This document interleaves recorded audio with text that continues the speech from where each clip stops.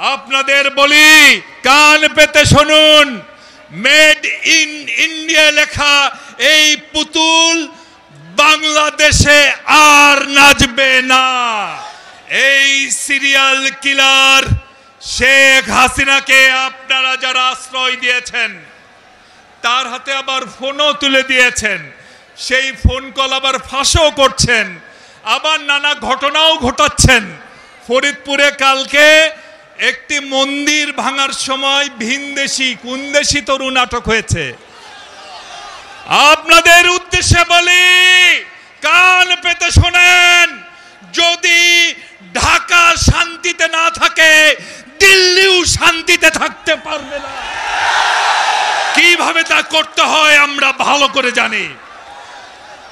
ওই দলের প্লিজ আমি শেষ করব, আমি ওই দেশের দুটো বড় দল আছে, সারাদিন ঝগড়াঝাটি করে, কিন্তু একটা জায়গায় তারা একমত, তা হচ্ছে শেখ হাসিনা। ভাইরা আমার, আমাদের দেশে যখন খরা হয়, কই দুই দল তো এক হয়ে এসে বলে না, আসুন আমরা বাংলাদেশের জন্য একটু পানি দেব। যখন এদেশে বন্যা হয়, তখন তো এসে বলে না আমরা একটু সহযোগিতা করব। উল্টো তো সব বাঁধ খুলে দিয়ে বাংলাদেশে বন্যায় ভাসিয়ে দেন। এখন এক হয়েছেন হাসিনার জন্যে, পুতুলটার জন্যে অনেক মায়া হয়েছে, তাই না? 16 বছর এই পুতুলকে নাচিয়েছেন। আপনাদের বলি, কান পেতে শুনুন, মেড ইন ইন্ডিয়া লেখা এই পুতুল বাংলাদেশে আর নাচবে না।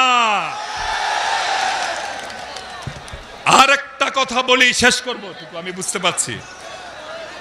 ওনাদের প্রতিরক্ষা মন্ত্রী বলেছেন সৈন্যবাহিনীকে প্রস্তুত রাখতে বলেছেন। আমাদের বক্তব্য, ঠিক আছে, আপনাদের সৈন্য সংখ্যা কত? 12 লাখ, 15 লাখ বা সামান্য কিছু বেশি। এদেশে যদি কেউ ঢুকতে যায়, কান পেতে শুনুন, বাংলাদেশের সৈন্য সংখ্যা 17 কোটি। আমাদের দেশের ছোট বাচ্চাটিও দেশের জন্য লড়াই করবে। বাংলাদেশ কিন্তু বলিউডের সিনেমা না, মনে রাখবেন। শহীদ জি অমর হোক, দেশনেত্রী বেগম খালেদা জিয়া জিন্দাবাদ, বাংলাদেশের অহংকার তারেক রহমান জিন্দাবাদ। ধন্যবাদ সকলকে।